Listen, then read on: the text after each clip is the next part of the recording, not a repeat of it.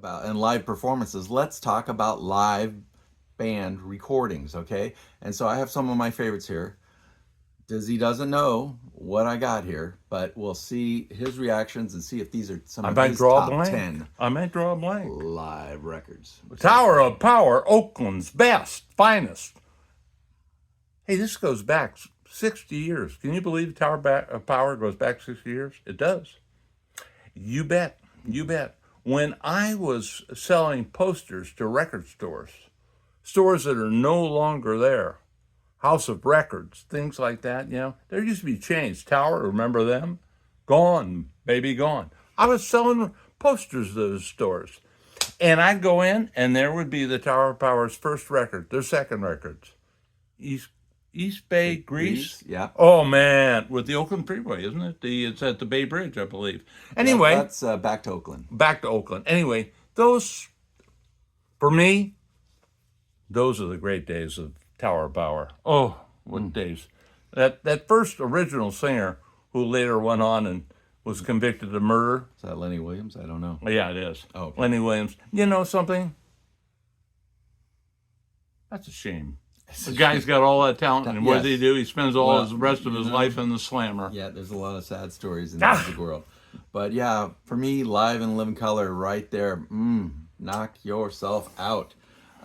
So next up, we have Little Feat. Oh, and this is a special mastering.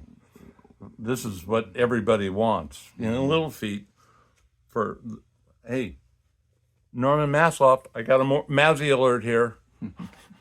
Well, Mazzy loves Little Feat. If you people watch any kind of, and I tell you, I love all Mazzy music videos. He's the best. He's fantastic. He's very good. He's very good. What a brother, man. The vinyl community has really got gold there with him. So yeah, that's Little Feat live. With what's the one? Oh God, where they. Let me just read it, okay? Join the band, Fat Man in the Bathtub. No. All That You Dream. No. Oh, Atlanta. No. Oh, Atlanta. Lowell George was the original singer. And if you get any of the Little Feat with Lowell George, I think Lowell George passed away, didn't he? Oh, a long time ago. Yeah. So as long as you have a Little Feat record with Lowell George on it, I get tongue-tied. At any rate, that's the record to get. Those are the recordings to have with Little Feat. There it is. Don't bogart that joint. That was the one I was thinking about. He was a fantastic talent. Fantastic. And I love to hear his songs. Yeah. I mean, this is another solid sender. Hot. Okay. All right. So, next up. Oh, I know he's got some thoughts on this one. I know he does. It's funny. Let's just start at the top with him. If you haven't seen A Little Help from My Friends, isn't that the one from Woodstock? Is it Woodstock? I guess it was. Yeah, it's Woodstock. Okay. And that was really where the world learned of Joe Cocker. But his train ride from the east coast of Canada across Canada to the west coast with Janis Joplin. He had Music Express. Was that music. Yeah, movie? And they would stop at key Canadian cities and do concerts to huge crowds, and sometimes not so huge. and in the documentary they made of it, they made a point of showing you more time than not how drunk they were. That was like they couldn't get enough alcohol on the train. They had to go stop in cities that they weren't even going to play in just to get more booze. Yeah. No, there was definitely probably some. And then they'd come to their concerts and they'd be so blotto, they couldn't do their best because, they were. Whoo. Okay, how about this one? Oh, I had no idea. You know what the deal is with Chuck Berry? He was really tight. He would come in his Cadillac and show up at a town, and he had asked the promoter to provide on their money, not his money, a band to back him. So he has known anything about the backup band. And what does the promoter do? He provides them with the cheapest backup band, completely unrehearsed, and more times than not, really inadequate as far as musicians. They're going to blow all the easy charts. Well, I don't know. I think I tried, I had a guitar book of doing Chuck Berry songs. And I said, ooh, throw this book away. This is tough stuff to do. This is not easy, especially if you're doing the finger picking and stuff, the riffs. Oh, my God, no. So, at any rate, on this one concert, Bill Graham is smart enough to put Steve Miller Band behind him. And Steve is a master. Les Paul was his teacher. He provided him a band that took down those charts and laid them down so solid, so good. Chuck Berry never heard such great band behind him. Usually Chuck Berry's like going, hey, you on the bass. No, this is outstanding recording. This, if you're going to get a Chuck Berry record, this is the one to get. If any gripe that anybody would have to make this full thing, they pulled in some things where Chuck says, for this recording, I'm going to make up some special stuff. Chuck, you should have saved some time, and you hurt your reputation on, because the stuff that he created for, I think he has a song called Live at the Fillmore, and you play it and you go, ah. Okay, next up, Ann Arbor Blues Festival. Ann Arbor Blues Festival. Well, I'd have to know who's playing. Doesn't you think that would make some difference? There are a number of different ones. Well, surprise me. Who's on it? Well, I don't have my glasses, but... and I'm wearing dark glasses. I can't, and I don't have good eyesight either. Oh, they got Sun Ra in here, but the one I see here is Sippy Wallace with Bonnie Raitt. You know, one thing we know, Sun Ra at a blues festival, maybe a wild Well, idea. he'd be wild wherever he was. I mean, Yeah, I say, I'm just using a little bit of brain power here. Maybe a jazz concert, maybe. Yeah, but and put it freeform jazz. Yeah. And do I like it? Yeah, it's good. If you want to go out and collect records, Sun Ra records are things to hear, but you better have an open mind. yeah. So Sippy Wallace and Bonnie Raitt. This is the song that I think that is the big winner here. I mean, you do have Freddie King on here. Bonnie Raitt's Luther Allison. idol was Sippy Wallace. Mm-hmm. She wanted to make her part of her act, take her out on the road with her. She wanted to close the show with Sippy Wallace.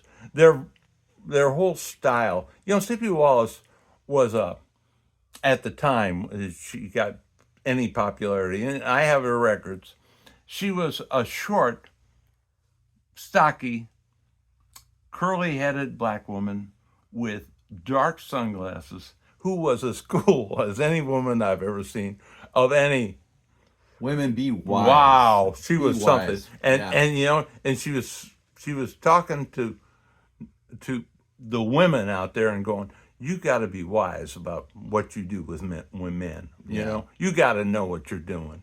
Don't go into this blindsided. But this whole record, and I'm looking at it further, Hound Dog Taylor, Coco Taylor, Bobby Blue Bland, Dr. John, Junior Walker, and they're all stars. Oh, I like all these guys. Muddy Waters. I could talk on all of them. Oh, my God. So it's another... You know, it's too bad if you want chock to full. comment from Dizzy on this. Hey, Champ, you want to know the truth about this? If I go to a record store today and I say, where are your blues records? They'll say, it's the one little stack over there in the corner, in the back of the store. And if you can't find it, I'll send somebody back there to help you find it. Mm-hmm. And that's a shame. That is really a shame. Because this is great music. Right. This is where jazz originated. It originated in the blues. So for us all, and I'm not going to make any waves in the changes of people out there buying records, but if you want to get to the gold, if you want to discover some great music, you go to the blues. And speaking of the blues, here's another fantastic blues artist, Nick Gravenitis. You know, I have, of all things, a reel-to-reel tape of from the Electric Flag where Nick Gravenitis and my man Michael Bloomfield joined together with Harvey Brooks on bass, and they had not Sam Lay, but Buddy Miller was it? No. Anyway, they formed a band, and they were just terrific together, and I really I tell you I went to bars so small that it might have been 6 tables and 12 chairs at the bar, and there's Nick Gravenitis playing, and we know because they passed a hat, an actual hat, to get money for the band. Boy, it's nothing like the big time, huh? Yeah. Did you see him at the Carousel at some point? Oh God, yes, yeah. I saw Nick Gravenitis many times with. He's the kind of guy. Remember, he actually played in the later state of Big Brother and the Holding Company. He became the vocalist. A lot of different groups. He was a hired gun. You know, if you lose your a vocalist, I mean, he's down in like that corner bar making money. You want to get him on a tour or get him on a contract for a record. He's all there. He's ready. He's available. Okay. He's living in Sebastopol, California, happily. He's in his 80s, and he's been playing. He gets together with Barry Melton of the Fish, and he plays with him in California, and he plays with the Blues Legends. With Corky Siegel and Chicago Blues Reunion, Barry Goldberg and Harvey Mandel and Nelson. What's her first name? Tracy Nelson in that band. Tracy Nelson. Whoa, what a great vocalist that is from Mother Earth. Yeah, and that's her song that made her famous was Mother Earth. Next up, we have Live Bullet by Bob Seger. I played this in college over and over and over and over. And it wasn't like chock full of hits necessarily, but it was just a great jam album where you just, you could. He's kind of like you. The Champ says that he took a 25-year hiatus from playing his trumpet and being in bands.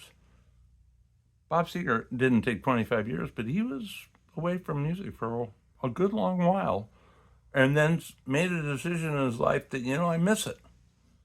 And he came back and the love was still there. More than he ever expected. He was blown away at how big a crowd he would get and how enthusiastic. And he deserves every bit of it. He's a great singer, musician, songwriter. He's a full package. Some people are just good at one thing. It's really rare, really, when you look at it. We'll take Michael Bloomfield. Don't put him in front of a microphone. Great on the guitar. He's not going to write your song either. Okay. So, last record. Killer. Did you hear that? Yeah. How many times is that overused with record people? Huh? And I just used it. Uh-oh. I should spank myself. Uh-oh. Yeah, so Christ Stills Nash and Young, Four-Way Street. If you haven't delved into this record, isn't it all from Woodstock? Isn't where they recorded this? Or no, that's in L.A. That's an L.A. Okay. L.A. concert. Okay. And I got a lot of things to say, and we don't have enough time because you know what? I know you people don't have an attention span that goes up for 30 minutes or longer. So I'm going to wrap this up by saying Stephen Stills does not get the recognition he should. Because remember how I just talked about a songwriter, a singer, and a guitarist? There's the full package. And when you see the first record, remember it's then Crosby, Stills, Nash. Who wrote most of that record? Yeah, Steven Grant Stills. had a Crosby. lot. Yeah. Not Nash. Yeah. A little bit, but the man who carried the weight on that, Yeah. that's Stephen Stills. he And and- you know, here's the thing that happened to him. And did you know is that as I've gotten older, my vocal skills are not as good as when I was 20 and 30? Is that surprising to you? And so Stephen Stills has the same thing. And the other thing is, as a young man, he had blonde, wavy hair. He had a silky voice, and he played out of this world. Not just so. Blah, blah, blah, blah. He played great riffs on the guitar. Man, he's blowing you away. But it's the harmonies for me. I mean, the vocal Today, harmonies. And the he's a weaving little of that. bit overweight, bald, Oh well, whatever. and whatever. his voice is gone. Oh, He'd probably say, "Hey, Dizzy, that's a come little on, harsh. That's a little a harsh. little harsh." You know, I set the standard high. That's the way it is. All right. Well, that's it for live take. Hey, this has been fun. Has it been fun? I think so. Well, at least for Dizzy, right? Yeah. Okay. All right. So If you saw the rest of my life, you know why. there we go. All right, everyone, have a great day, and the Hey, champ Dizzy out. out of here, man.